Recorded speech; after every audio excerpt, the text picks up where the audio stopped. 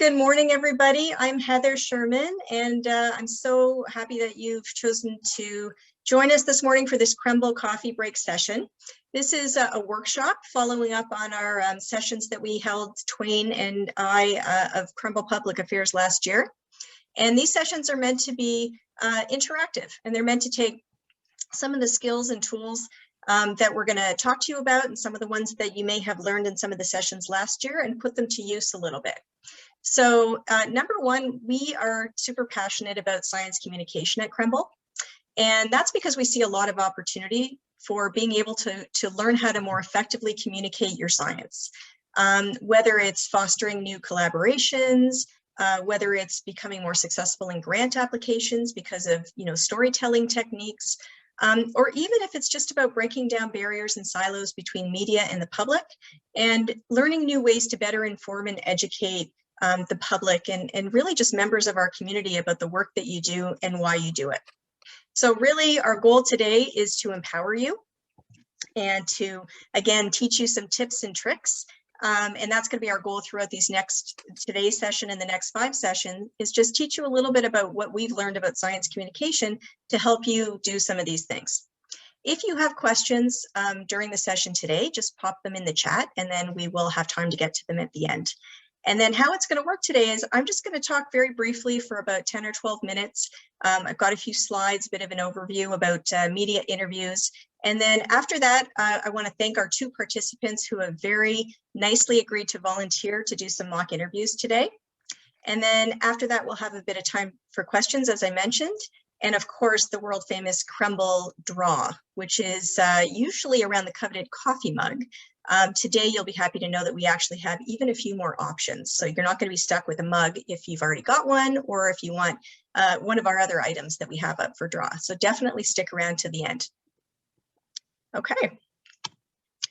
So just before we get started, many of you I've already met, some of you I have not. So for those of you whom I haven't met yet, I just wanted to talk a little bit about my background so you know kind of where I'm coming from. And so I've been a journalist for about 20 years, and I've worked for various outlets here in Toronto and one internationally. And the last place that I'm coming from is a show called Daily Planet, which is a science and sort of a news magazine show which aired on Discovery Canada for about 23 years. And it was off the air about 3 years ago. And so at Daily Planet was really where my love for science and my interest in science was sparked. The truth is that I really had very little interest in science before that, because I just didn't truly appreciate the beauty of it. But when I was at Daily Planet, I had the chance to write and produce several stories and short documentaries about scientists and engineers and inventors. And I really was hooked on just how amazing science is and how it connects to our world. And while I was there, in addition to the short documentaries, I also got to work on a few 1-hour specials about made in Canada technology, as well as some space specials, which was super cool. And now I'm at Krembil along with Twain in Public Affairs, and the 2 of us really create a lot of content for Krembil, and we do that through storytelling. So we interview a lot of our clinicians and our scientists, we write stories, and we really try to engage our community on social media. And so that's the majority of our focus right now. So the number one thing when people get a media request or a media interview, I find that people tend to get very overwhelmed generally, thinking, I don't want to do this. I don't want to put myself in that position. So I just wanted to start it off today's session by telling you that as a former journalist myself, every journalist that I've ever known and worked with, they just want a great story. They just want a great story. That's it. And the truth is that, right here under our noses at Krembil and at UHN, we have a million of these great stories, of these golden opportunities. I think that the challenge comes in being able to effectively communicate those stories to the media and to the public, because it's really hard to understand medical research, biomedical research in particular. And so it really is challenging to try to find ways to get those stories across. But start off understanding that the opportunities are there, that there's all this airtime to fill, and there's all these columns, of newspapers and web columns and other things to fill. So there's the opportunity there for great stories. We just have to learn how to communicate them. And you can see here that there's, a group of the different media platforms that are out there. But the truth is that most stories that happen these days are multi-platform. So even if you have a television reporter come out and do an interview, chances are there's going to be a web story, and likely a clip or two is going to be lifted for a radio story. So just assume when you're doing a media interview these days that, even if it's a print reporter giving you a call, that, they may want some video or some photos for the upcoming story as well. And it really depends on the format of the interview as well, because as some of you may know, if you've been interviewed already, a television interview, often may come out to 1.5 or 2 minutes long, whereas a podcast interview could be a half hour long. So really the format of the interview is important. Okay, so assume that you got the media ask. You've gotten a message or an email from a reporter who wants to know about your new study that just came out. Number one, you really want to check in with public affairs. So someone like myself or Twain, or there are public affairs representatives from UHN throughout the organization and site-based. So you definitely want to check in with public affairs, because not every interview is created equal, and not every interview is a great opportunity. So these are some questions that you want to think about asking the reporter or the journalist so that you have a better understanding of whether or not this is the right opportunity for you. Number one, which angle are you looking to cover?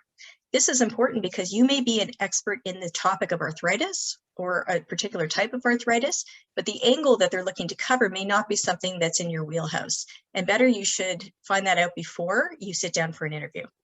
Number two, who will be doing the interview? Sometimes the person contacting you is the producer or is an assistant in some capacity. And so it's important to know who is going to be doing the interview so that you have time to research and prepare. You can look at some of their most recent stories. You can see the style that they have and also the content and the types of stories that they cover. How long will the edited story be? This is super important because, especially as I mentioned, if it's a television or a broadcast story, you have a reporter come out and talk to you for, a half an hour or 45 minutes. And in the end, it's going to be 1.5 minute or a 2-minute story, which is completely standard for a newscast. And so you may get 1 or 2 clips in that story. And, if you've spent all that time, you may be disappointed. So it's important to know in advance how long that story is going to be. When will it air or be published?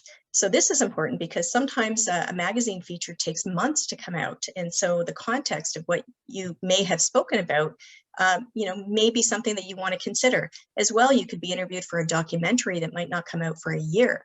So it's just important, again, to have that context of when is the story going to come out? Is it going to come out tonight? Do I have time to correct or clarify something if I need to? And lastly, who else will you be interviewing for the story? Sometimes for news stories, you may be the only person who's interviewed, or for a podcast or a radio interview. But, for print or web, there may be other people who are being interviewed for the story. And it's a totally valid question for you to try to find out exactly, who else is going to be interviewed. So this is the holy grail. These 3 questions is what pretty much every news interview will come down to. And it's also what every news story wraps itself around. So number 1, what did you do, find, or discover? Number 2, why is it significant? So why does it matter? And number 3, what does it mean for me? So what does it mean for current patients? And what does it mean for members of the public? Anytime that you are asked for an interview, or anytime you're even asked to give a talk to an audience, in plain language, to an audience of the public, these are the 3 questions generally that people want to know. Okay, so let's assume that you have agreed to do the interview and now you've got to prepare. So again, this is meant to just be a complete overview today, just some quick tips and tricks to help you along the way. Number 1, I'm just going to remind you that public affairs is a great place to start. Just to help you understand the context of the interview ask and also understand whether it's the right opportunity for you. So when you're preparing for an interview, number 1, stick to 3 key points. And again, I'm going to use the analogy and the example of a television interview where you sit down with a reporter, you speak with them for a half an hour, 45 minutes. And in the end, the story, when it comes out, isn't exactly what you had in mind or what you expected. And so what I would say to you is that it's too much information, especially if you're dealing with a general assignment reporter versus a science or a health reporter. So this is someone who may have done a story about raccoons yesterday and might be doing a story about COVID tomorrow. General assignment reporters can often be working on 2-3 stories in one day. And again, writing a web story, doing a broadcast story, picking clips for a radio interview. So you have to help them. And it's important to do that. So stick to 3 key points and have them in advance. And really those 3 questions that we just went through a moment ago, what did you do? Why does it matter? And what does it mean for me? If you can keep your 3 points generally to those 3 things, you will be fine. Speak in plain language. Lose the scientific jargon wherever you can. Whenever you're explaining something complex in simple terms, think about how you might explain it to your neighbor or to a family member who is not a scientist, and do that. It always works out better when you can speak in plain language. And one way to help yourself do that is to use analogies, statistics, and if you're comfortable, even personal anecdotes. So for example, when it comes to analogies, your goal is that you want to help people visualize what you're talking about and also to connect to it emotionally. So one example that I can think of recently is one of our PIs from the Schroeder Arthritis Institute, Dr. Visvanathan, gave a talk, and she used the analogy when she was talking about stem cell regeneration about axolotls, which are animals that are able to regenerate their limbs when they've lost them. And so she used that analogy to talk about her work with stem cells and, you know, the idea or the promise of being able to regenerate parts of the human body. And so one other analogy that came to mind was a video that Twain and I had worked on recently to promote the Krembil Brain Institute. And we used the example of, you know, billions of neurons is just like the billions of stars in the universe. And we used a photo and a video of that to help people understand just how massive the amount of neurons in the brain is. So, you know, even simple analogies like that can really help people. Next, you want to be able to clarify any errors. And this is hard if it's a live interview. If it's something very important and you know that you misspoke, there's no problem in going back and saying, I'd just like to clarify something, you know, briefly if I can. And if it's not a live interview, it's something that you can follow up with in an email after the fact. Again, reporters do not want to get it wrong. They're not out to get it wrong. They want to get it right. So they want the right information. And occasionally, especially in a live situation, you may misspeak. It does happen. So don't panic and just know that, you know, there is opportunity most of the time to be able to correct yourself. And finally, really important to repeat the question in your answer. And the reason why that's important is that it automatically gives you a sound bite. It gives you a complete sentence. So for example, if somebody asks you, so what is neurodegeneration?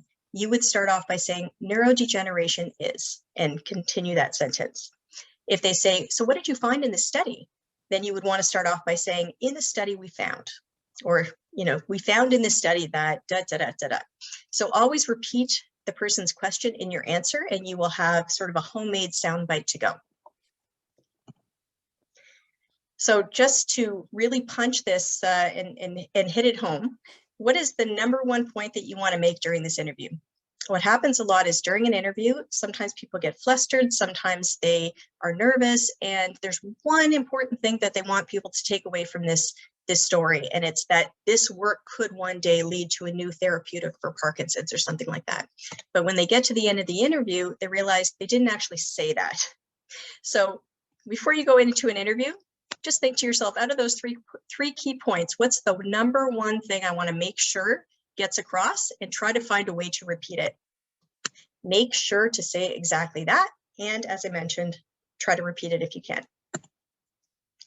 A quick note about virtual interviews, because we are and have been doing a lot of those, and I think that that's going to continue.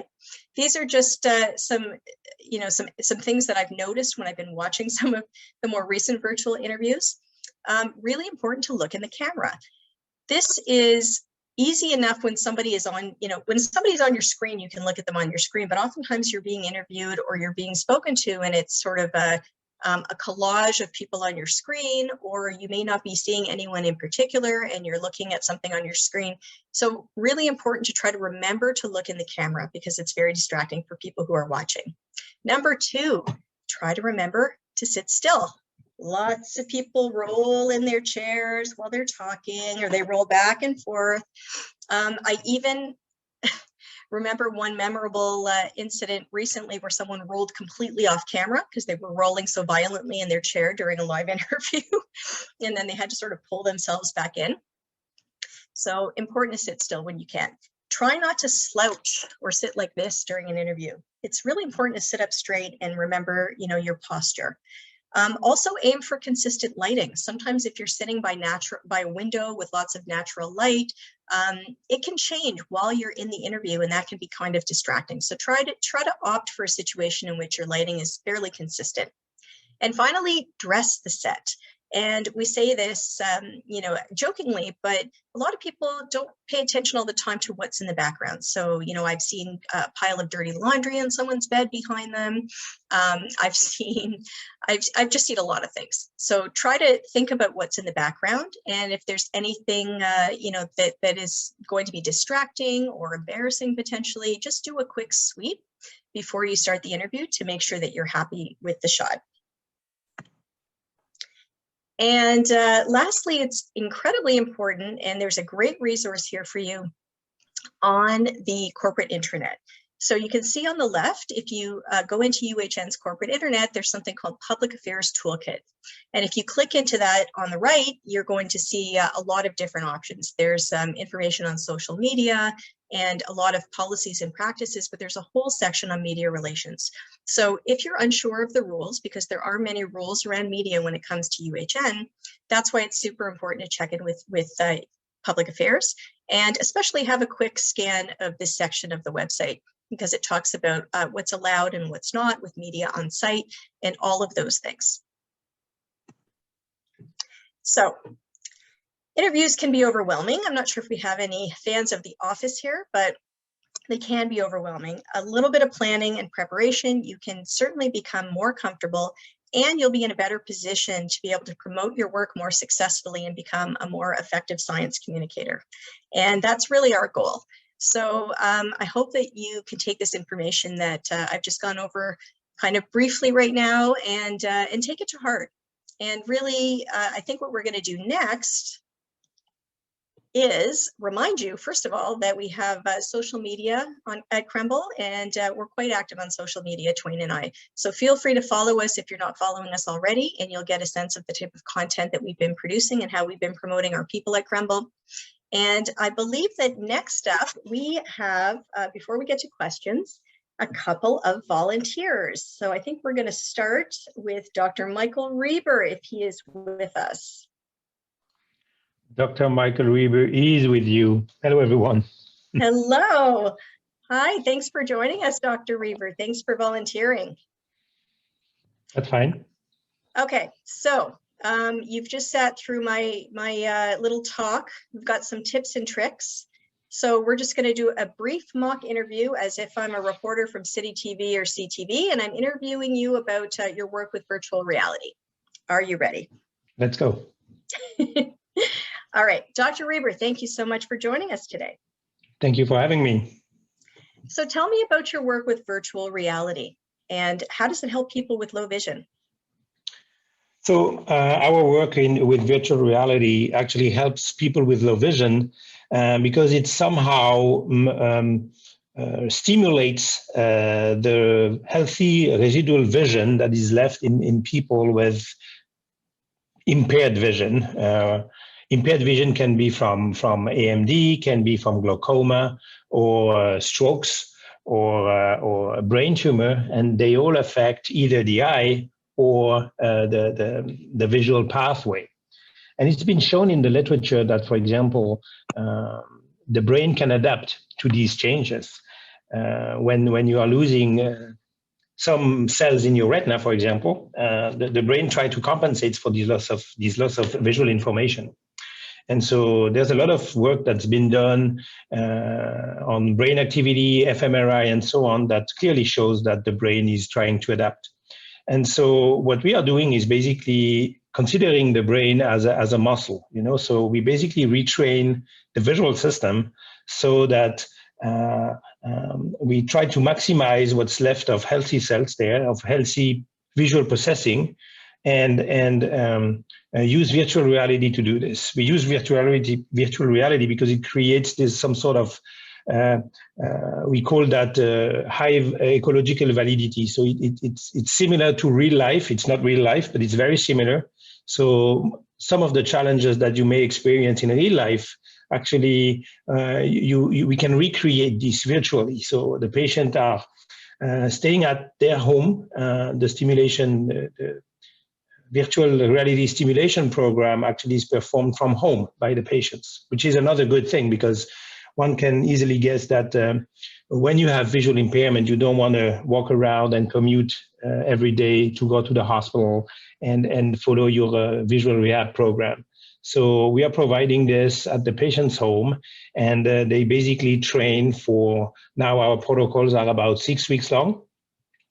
And the patients are performing different types of visual stimuli every other day. We collect the data remotely by Wi-Fi. And based on that, we adapt and tailor the program to the patient's performance, I would say, or improvements.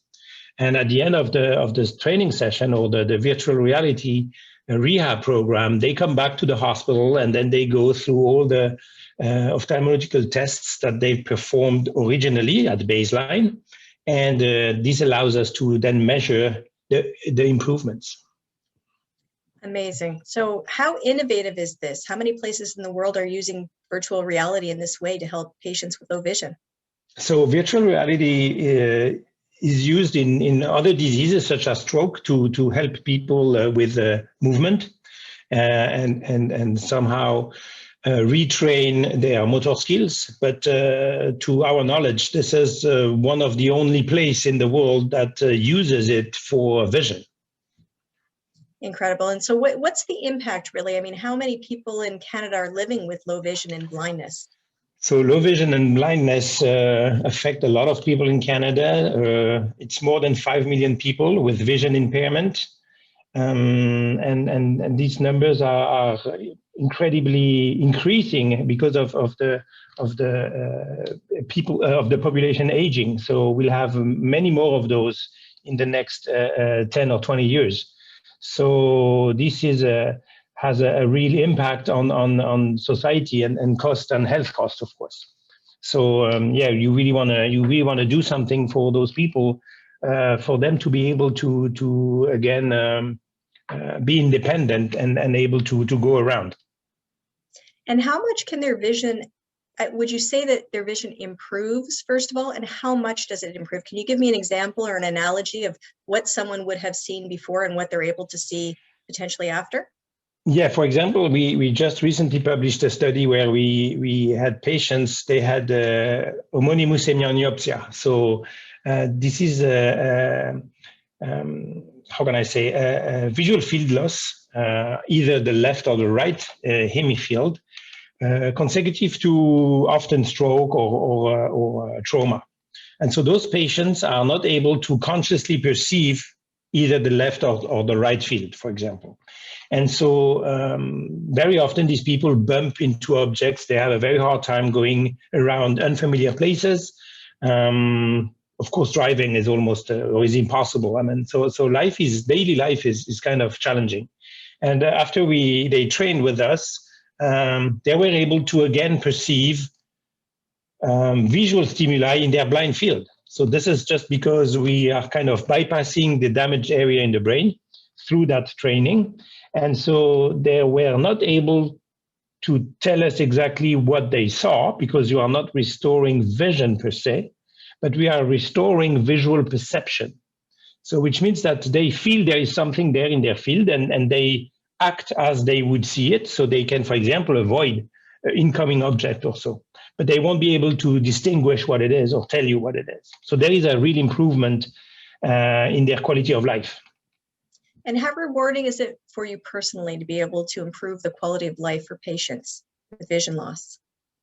Yeah, I don't have any, visual issue, and nor have people in my family. So for me, it was really like, I'm from a more basic neurobiology field, and with the knowledge I acquired through my work in the basic field, I would say I was trying to find a way to use that knowledge. And when I arrived at the Krembil, I found out about all those issues of visual rehab, and digged a little bit deeper in the literature and found out that actually the reason why visual rehabilitation can work is because you bypass some of the visual areas in the brain. Those visual areas have been working on for more than 15 years. So to me, it was kind of a rewarding way, I would say, to use my knowledge from basic science to clinical work, I would say. Amazing. Thank you very much for joining us. Yay. Thank you very much. Thank you. Congratulations. And I should mention too, just as last time you were a volunteer last year with us, that we did not plan this. We did not rehearse this. This was you with your honest answers. So I think that's amazing. Yeah, that's true. Okay, so let's bat it over to my colleagues, starting with Amy. And Amy, let's hear your feedback on Dr. Reber's interview. So first of all, knowing that it wasn't rehearsed and that Michael was not provided the questions in advance, I thought that went extremely well. Half a second, Heather. Okay, there. So I think that what I really enjoyed about it is that you were really able to deliver, what this means for the patient. Okay, that was one of the 3 things that Heather said that we need to focus on, and you really did that. I know Heather also guided you about, what is the significance, what's the impact, how many patients are impacted, and I think it was really great that you had those statistics on hand, whether you provide it or whether somebody asks you, because you really don't know what the reporters are going to ask. So I think that was amazing. One area of improvement is that as I was looking at Heather's slides, about, things to remember, I did see some body movement within Michael when he was speaking. So a little bit of this and maybe like the shoulder movement, but not too much. One question I have for Heather is, and I'm guilty of this too, even right now, when I speak, I often use hand motions. And I think that, when I used to lecture, that was something that they said you should do because it appears that you're more passionate about it. You're not as robotic, like I'm just standing here. And so how, you mentioned, try not to move so much. What about these hand motions? Like if I'm not moving my body, can I, use my hands to deliver a message? What are your thoughts on that? Yeah, absolutely. Hand motions are great for the exact reason that you mentioned, Amy. It's engaging, it draws people in. What's distracting is the rolling. So, I mean, honestly, if I'm helping somebody who's doing an interview, the first thing I'll say is find another chair because it's very hard to control your rolling when you're in the middle of it. But if you just literally need a chair that doesn't move, and that's going to take care of it for you. Twain, what about you? Sorry, I wanted to say one last thing. Sure. And I think that this is worth, just mentioning again. Michael emphasized that he's a basic science researcher. And I think a lot of us or even the public feel like, well, you do study basic science. Like, I don't know what is the impact on patient, but he really, was able to bridge that this is what I do. It's basic science, but actually that impact that maybe I never thought I would have is actually coming to light. And I think that really drives home that importance of your research and the importance of basic research as a whole. So very well done. Absolutely. That's a great point. Can I make a comment? Of course. Just for a minute, and then I'm sorry, but I will have to go because I have another meeting at 10:30. So I just wanted to say that, I'm in the body movement. I know this has been an issue for me. Heather has been trying to work on that with me for quite some time now, but I'm still moving around. The reason is when I used to lecture, and I used to lecture at university in France, I used to actually walk all around the stage during my lectures. So I wasn't standing, behind the thing there, but I was walking up and down the stage. So that's probably why I have a hard time trying to stay still. Well, now I think I'm doing good right now, but Yes, a but lecture is much different. A lecture is much different than an interview. And of course, you know, walking around during a lecture is excellent. And I think honestly, Michael, you're right. It's so hard to control this. So my last advice to everyone is to find a chair that doesn't roll. That's going to take care of everything for you, because then if you move around, it's not so distracting. But like I said, when someone rolled completely out of the picture the other day, I thought that was pretty funny, but it's also pretty distracting. Thank you, Michael. Thank you. Thank you very much. Have a good day. Thank you. Twain, I hope you don't mind. I'm going to move. I think I'm going to move on to Victoria because we're running a little bit late, and then we'll have you respond for Victoria. Okay. Sure. Okay. Excellent. So I'm going to introduce Victoria Barkley, who works with the Neuron to Brain Lab with Dr. Valiente at the Krembil Brain Institute. Victoria, before we start, do you want to just well, actually, you know what? We'll just start, and then I'm going to ask you about your background. You can tell us just to introduce it to everybody. So first of all, thanks for volunteering. Thank you very much for inviting me today. Okay. Do you have your headphones in? Yes, I do. Or your earbuds? Yes. Okay, great. Victoria, thanks for joining us today. Can you tell us a little bit about your work at the Neuron to Brain Lab? Thank you, Heather. My work at Neuron to Brain Lab is as a clinical research coordinator, assistant, and research technician.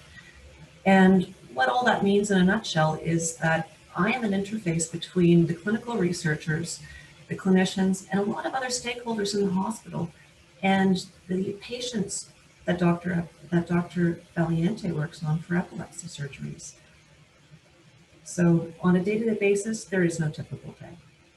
I may be in the operating room first thing in the morning, or I may be in the epilepsy monitoring room collecting data with patients who are already implanted with intracranial electrodes to monitor their seizures. Every day is interesting. Every day is a surprise. So tell me about your background. How did you get into this? Thank you. Well, my background is in psychology and neuroscience, and my first experience with patients was working with Alzheimer's disease patients and with Capgras delusion patients at Baycrest and at the University of Western Ontario. And since then, I've moved to Toronto and have had a fantastic experience working with Dr. Valiente and the Neuron to Brain Lab. So tell me about working with patients with or with people with epilepsy. What have you learned about the disorder and also about the stigma that they live with? Working with patients with epilepsy, though their lives are extremely challenging and they face an awful lot of stigma about their condition, it is an absolute joy because in our position, we are bringing an opportunity for hope. Even if the patients don't receive the kind of treatment they think that they want or the outcome they want immediately, they know that we are now working hard in the background for better outcomes for the future. And regarding their stigma that they face, 1 in 100 people have epilepsy. And if you compare that to something that's a little more well-known, like gluten intolerance or celiac disease, 1 in 133 people have gluten intolerance or celiac disease. Yet people know much more about gluten intolerance than they do about epilepsy. And with epilepsy, one size doesn't fit all. Everybody has a unique story and a unique background that needs to be respected and understood so they can have the best outcome possible. How exciting is some of the research that you're working on, regarding epilepsy in the context of what's happening internationally right now? Well, the research that we're doing is absolutely thrilling. We do almost, I would like to say everything, but that's not entirely true. We're able to look at cells that we can acquire from the operating room for patients who've consented to learn more about their structure, function, and what's called electrophysiology. We also have the opportunity to record from patients single cell brain cell activity while they are being recorded in the epilepsy monitoring unit. And we have now developed some tasks for what's called interoception, or what breathing, heart rate, what's happening between the brain cells in those patients, and how what's happening to them long term, whether they have a seizure today, tomorrow, and what we can do then to learn to predict when seizures are coming and how to stop them before they start. How debilitating are seizures for people with epilepsy? The level of how debilitating it is varies from patient to patient. For some people, it's something that happens once a month or with a simple trigger. With others, it may be something as remarkable as what's called a tonic-clonic seizure, where they lose consciousness and lose control. And of course, that's where some of the stigma occurs with epilepsy. It's just that lack of understanding. And even though it's completely illegal to discriminate based on a condition like epilepsy, many of the patients that we've worked with have very remarkable challenges with employment. So we help advocacy groups in the city of Toronto and beyond, and try our best to educate the public and to demonstrate our support to those patients through the advocacy groups. Amazing. Well, thank you very much. Thank you very much. Round of applause for Victoria. Twain, can I get you to weigh in? Yeah. That was great. We should get you on the phone with the foundation. Yeah. Because that was, really, really good. Your answers were short, concise, to the point. And, you kind of laid it out in very plain language, which is what journalists and people like Heather and I are always looking for, because we're trying to get basically what you guys are doing out there to the public. You sort of, in each question, I think you highlighted the goal of your lab, which is really great to hear, because that's what ultimately, people will latch on to. Is like, why is this research important? Other than that, I think that was really great. I don't really have any other feedback. Like, it was pretty top notch. Great job. Great job. Okay, I'm going to weigh in very quickly, and then maybe we can get to questions if we have a few of them. So when you said, for example, what a joy, it's an opportunity for hope, this technology and some of the techniques that you're working with in the lab. Those are comments that really help people connect to the work that you're doing. 1 in 100 people have epilepsy. That's perfect. That's a statistic that helps people understand the context of this disorder, and also comparing it to celiac and gluten, and I think people can really understand and relate to that analogy. So I thought that was excellent. And then you said it was absolutely thrilling. So just again, when you use comments like that, it just draws people in and it helps them really connect to the work that you do. So that was excellent. And just a couple quick comments on Michael, even though he's left us. He said, for example, we train the brain like a muscle. Great analogy. That's something people can really understand and relate to. And that's exactly what's happening with this virtual reality. And also he used terms like AMD. So outside of vision research, not everybody knows automatically what acronyms mean. So you have to think about that, when you're in interviews, about using acronyms or terms that people may not necessarily understand what it means right away. And that's it. So thank you, everybody, first of all. And Amy, are you going to help moderate some questions if we have some here? Yes. While everybody is formulating their thoughts and maybe typing out their questions in the chat box, I do have a couple of questions. Sure. So going back, you said one of the things we should consider when you're approached is you ask yourself, well, should you do the interview? And you provided some suggested thoughts or questions to ask a reporter. So, one of the questions I saw is, who else are you going to be interviewing for the story? Are there any red flags? For example, if they tell me that there is somebody who's they're interviewing, is in the same area of research, but we've got different views, like, is that a red flag for me? Or how do we determine what is a red flag? And if I do decide, not to proceed with an interview, is this going to burn bridges? Excellent question. In terms of the context and the red flags, I think you're going to, truly from an instinct perspective, you're going to know if something's a red flag, because your industry. I mean, your field, and so some of the other colleagues that you have and some of the experts in the field. So I think that's something that's quite personal in terms of knowing automatically whether it's a colleague that you've worked with, that you've collaborated with, someone that you know of even, or someone that you've never heard of. So it just gives you an opportunity to research that person and decide whether it's someone that you feel, in a way on par with in terms of the expertise, or whether it's something that's completely out of left field and it's something that, it's whether it's an advocate for something that you may not agree with, whatever it is, it just give yourself the time to understand who else is going to be invited to speak, especially if it's a live panel situation, which can be really tricky. And the other question that you had was, so the red flags, and what was the other one, Amy? If I do decide not to proceed with an interview, Yeah. is this going to burn bridges and make me lose opportunities in the future? Not at all, no. As I had a conversation with Michael once, he once had a reporter call him one day for a story, and then he didn't have time to get back to them. And then the same reporter called the next day about a completely different story, having no memory of the day before. So that's, especially when you're dealing with journalists today who are working on so many different stories. A CTV news channel producer might be producing 6 or 7 stories in a day. So I would not worry about the burning of the bridges. You have to find the opportunities that are right for you. Perfect. So I see that we do have a question from James in the chat box. It's a really good question. Do you have any recommendations for an affordable microphone that is ideal for doing interviews? Would they be worth investing in? Or is a headphone mic good enough? Well, Twain is probably better apt to answer, the microphone question. I don't know if he has any suggestions, but generally, I mean, unless you're going to be doing a lot of interviews, I think that a microphone on your headset is perfectly fine.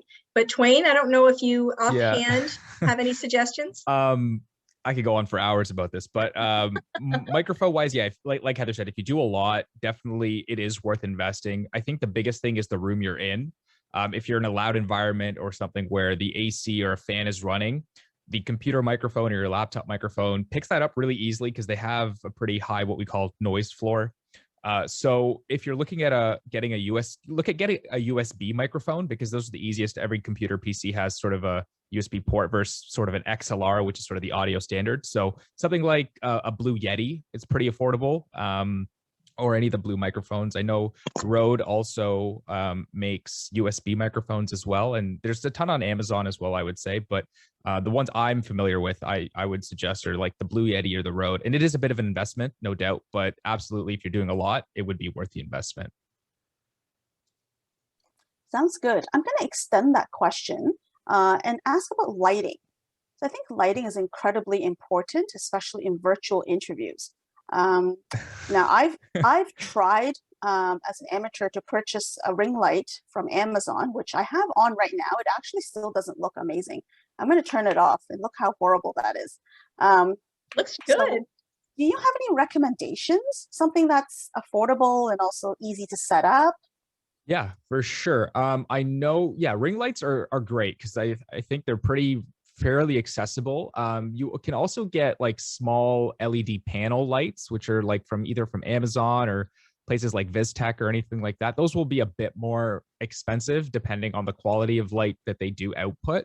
But I think a light does make a difference because, I mean, even if you're doing like, say, a virtual conference or anything like that, it would help sort of, you just kind of, look the part. It almost feels like you're there.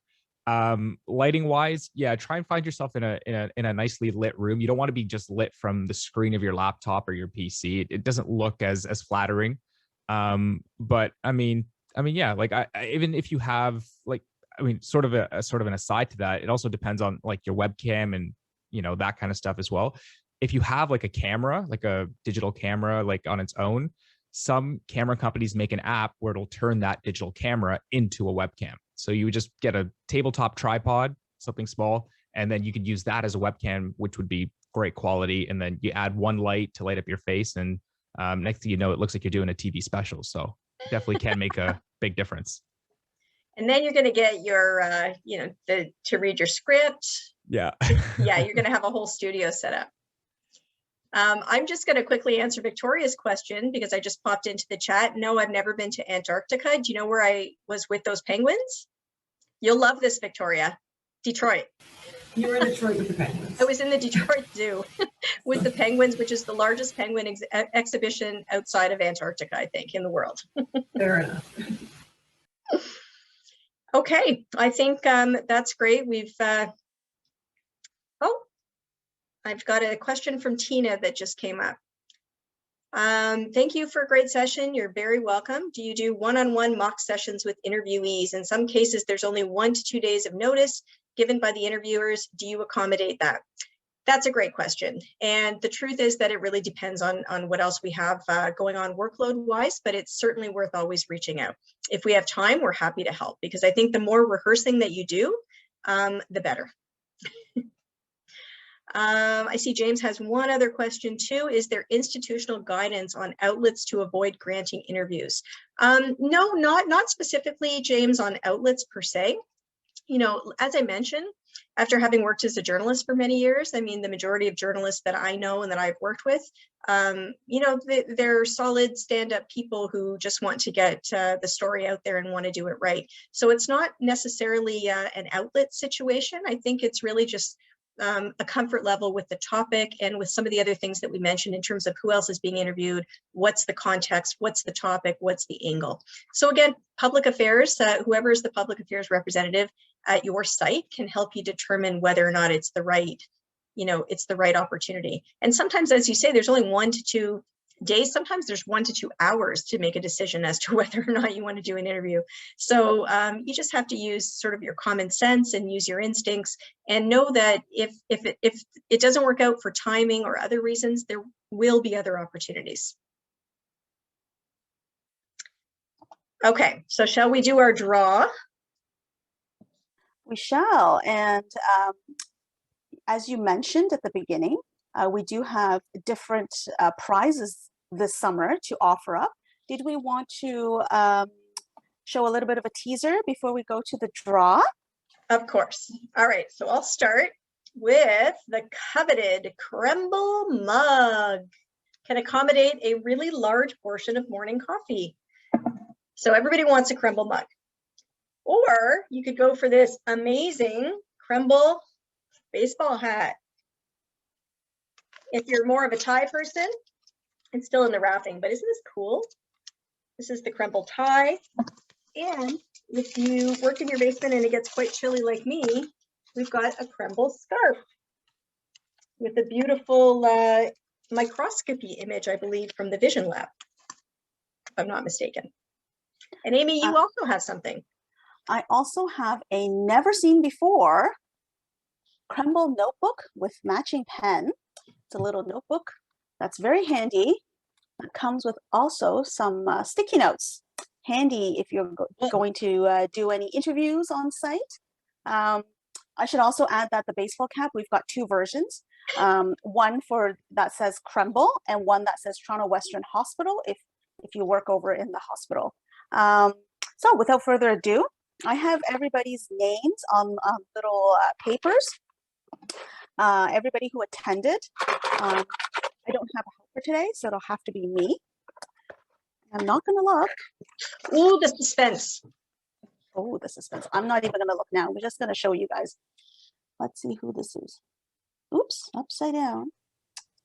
James Sesford. I see that you're still here. Very nice. Congratulations, James. You get your choice of a prize. You can let us know now, or you can follow up with us after this session. Yeah. And also, Heather, did you want to talk about the upcoming sessions that we have on the screen right now? Yes. So as Jamie mentioned, we have these sessions up on the screen. Next week, Twain is going to be talking about photo editing. And the following week, I'll be talking about plain language and how to lose the scientific jargon and speak to wider audiences. Twain's going to follow up on July 30th with a workshop on video editing with details to come. August 6th is going to be all about Twitter. That's the majority of the questions I seem to get these days is how do I set it up and how do I follow? What do I do? So that's going to be a Twitter 101 workshop with 1 volunteer so far. We're going to help her set up her Twitter account. And then August 13th, we're going to wrap it up with Twain's graphic design workshop, which has already gotten a pretty excellent response. So I just want to thank everybody again for coming. We went a little bit over time. Love to hear your feedback, so please feel free to reach out. Have a great day and a great weekend, and we'll see you next week.